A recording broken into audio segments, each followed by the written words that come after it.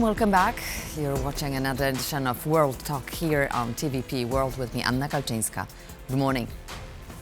Ukraine has become one of the hottest topics of the presidential campaign in Poland after the main opposition candidate stated that Kiev would need to recognize its wrongdoings against Poles during World War II in order to get his backing for the EU and NATO bids.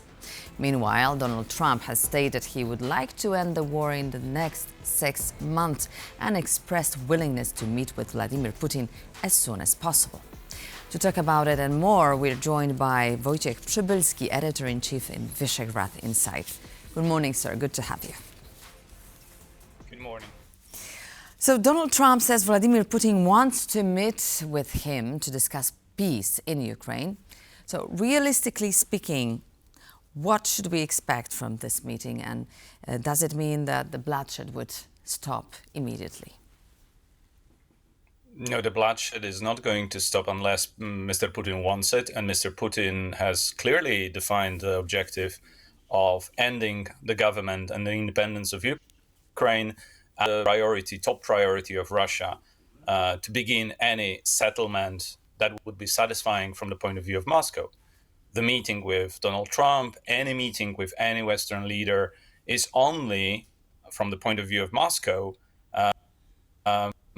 in that regard. This is not a talk that would undermine in any way the objective set by Mr. Putin. So a possibility of such a discussion, such a meeting, is clearly an objective of any incoming US president, to establish the terms on which the rotating presidents of the United States speak with Moscow. But my expectation is next to nothing in terms of actual deliverables. But why so? Since Dmitry Peskov does not rule out such a meeting, the administration of Donald Trump, at least that's what he said at Mar-a-Lago, says that the arrangement for the possible talks is underway. So perhaps Russia is willing to come to the negotiating table. And what is the state of the moment for those negotiations in your view? Is it true that the momentum of the war is on the side of Russia right now? We know of Russia problems which are economic problems, which are material problems in the equipment used in the offensive against Ukraine, and also demographic problems, which are shared. That's not that Ukraine, it's only Russia. Ukraine also has many of these problems.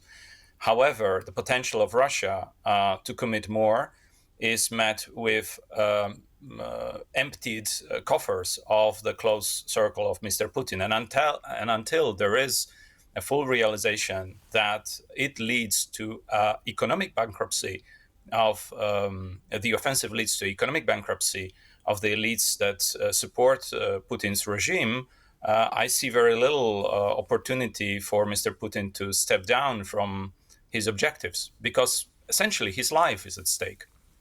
Mm-hmm.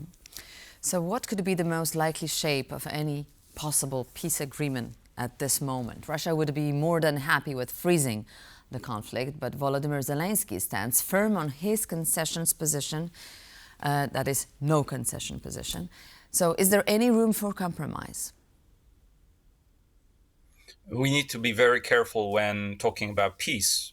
Peace means an agreeable solution to both parties, both warring parties, in which one and the other are accepting the terms on which a stable is taking place. Now we see that we're nowhere near such a solution, and neither from the Ukrainian position nor from the Russian position there is any credible way of saying that peace is incoming. The talk of a ceasefire or freezing the conflict, that's another way of putting the objective of Russia, which has been for many decades in the past already operating on the grounds of freezing such conflicts in post-Soviet space in order to manipulate and control and have us influence on those countries. So I think it's desirable that people don't die in this conflict. That's it's natural desire of any decent human being. At the same time, for the political arrangement for this is very far from being established. Russian opposition media outlet Meduza claims that the Kremlin elites are getting more and more tired with the war in Ukraine, and that the impact of the Western sanctions of the Russian economy is significant. So in your opinion, is there any truth in such opinions?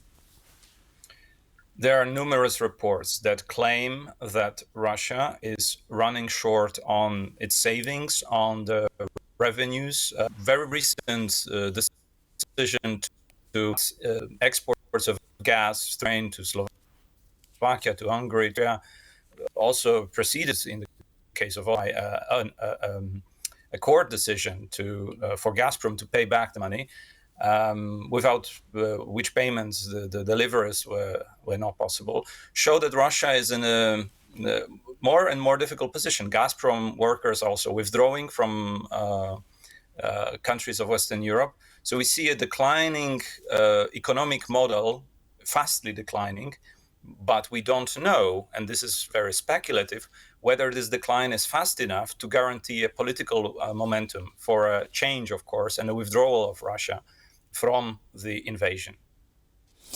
So Donald Trump's inauguration is due to take place in 10 days. Previously, we've heard him saying that he's likely to end the war within 6 months. So his envoy, Keith Kellogg, speaks about 100 days. How realistic do you think that assessment is? The plan of General Kellogg for reaching a ceasefire, again, ceasefire rather than a peace deal, assumes that there are strong incentives on the pull and push side for both sides, for both Ukraine and for Russia. There is obviously an upper hand that the West has over Ukraine, but its desire to keep Ukraine afloat it's essentially existential for the West. So we can assume that there will be continued support to Ukraine, maybe changing in many details, but overall the objective is to keep Ukraine going, keep Ukraine fighting, and eventually winning. On the side of Russia, there are some incentives that Mr. Kellogg has put forward, including ending sanctions regime, or at least withdrawing some of these, easing the economic situation. So this is speaking to the economic circles around Mr. Putin. But at the same time, should Russia not be cooperative, to increase manifolds over the support Ukraine is receiving in economic support, making sure that Ukraine resistance incurs even greater costs to Russia, both militarily and economically. Let's discuss for a moment the historical dimension of the conflict dating from the Second World War between Poland and Ukraine. How do you assess the position of Law and Justice presidential candidate, Mr. Karol Nawrocki, who said recently that Ukraine is unfit to join either NATO or the EU as long as it doesn't recognize its wrongdoings towards the Polish nation committed in Wołyń during the Second World War? It's an escalatory, selfish, and stupid remark. First of all, the candidate we see now on the screen is heading the institute already for, I believe, 4 years, which is tasked with making cases and prosecuting and straightening up hostilities that were committed against Polish, if not nationals, then ethnic Poles in different parts of the world prior and during the Second World War and after the Second World War. It's a huge institution with increasing, big budget, 500 million Polish zloty, and the institute has done maybe quite a thing, but has not accomplished anything significant in relation to the atrocities committed. This was ethnic cleansing of Poles in the bordering region of Volhynia by Ukrainian neighbors, essentially, inspired by radicals who later also joined the fight against the Soviets.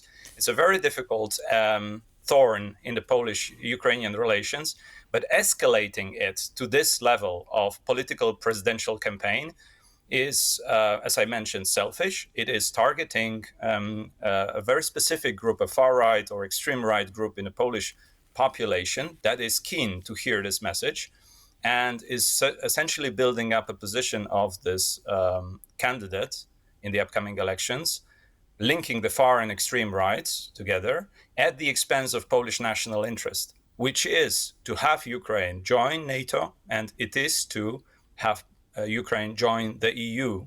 And in this process, to also enable a smooth solution, which has been guaranteed mostly by private citizens so far, of exhuming and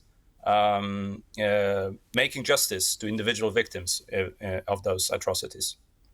Thank you very much for this comment. Wojciech Przybylski, Editor-in-Chief, Visegrad Insight. Thank you so much. Thank you. And that's all in this edition of World Talks. Stay tuned to TVP World. We're coming up very soon.